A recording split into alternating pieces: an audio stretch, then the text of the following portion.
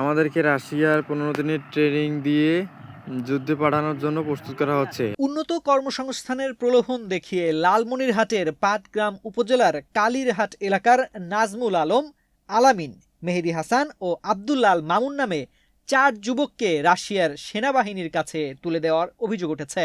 এ ঘটনায় এলাকায় চাঞ্চল্যের সৃষ্টি হয়েছে। আমাদেরকে নিয়ে বলা হচ্ছে আমরা নাকি ড্রোন ফ্যাক্টরিতে আছি, ড্রোন ফ্যাক্টরিতে কাজ করার জন্য ট্রেনিং করতেছি, কোনো জায়গায় নিয়ে যাবে, এগুলো হচ্ছে মিথ্যা।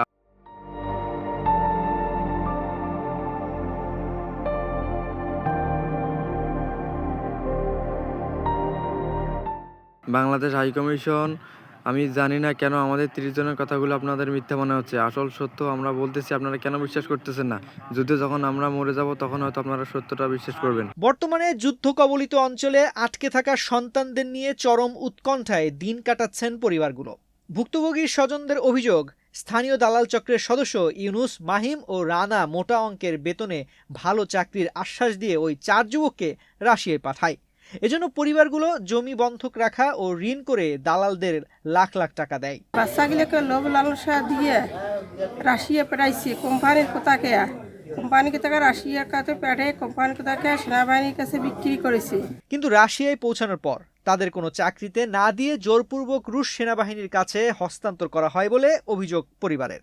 বর্তমানে তাদের সামরিক ক্যাম্পে রেখে ঝুঁকিপূর্ণ কাজে বাধ্য করা হচ্ছে বলেও দাবি স্বজনদের। এখানে পাঠাইব 9 লাখ টাকা লাগবে, তখন আমরা সবাই করিয়া টাকা পয়সা জোগাড় করিয়া ওদের হাতে দিলাম।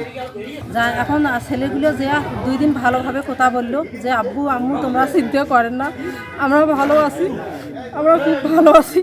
কিন্তু তারপরে 2 দিন থেকে ফোন বন্ধ হওয়ার পর আমরা তো সবাই চিন্তায় আছি। ছেলেগুলো একটা SMS দিল যে আমরা এখানে খুব বিপদে আছি, আমাদেরকে তোমরা বাঁচাও।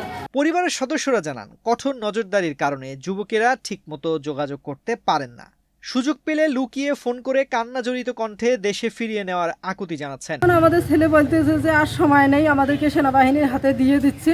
ওই জন্য আমরা এখানে মন্ত্রী মহোদয়ের কাছে আসলাম যে দেখি ওরা যদি আমাকে সাহায্য করে আমাদেরকে। এই ঘটনায় এলাকায় ক্ষোভ ছড়িয়ে পড়েছে।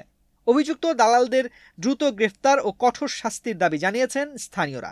একই সঙ্গে পররাষ্ট্র মন্ত্রণালয়ের মাধ্যমে রাশিয়ার সংশ্লিষ্ট কর্তৃপক্ষের সঙ্গে যোগাযোগ করে যুবকদের দ্রুত ও নিরাপদে দেশে ফিরিয়ে আনার আহ্বান জানিয়েছেন ভুক্তভোগী পরিবারগুলো।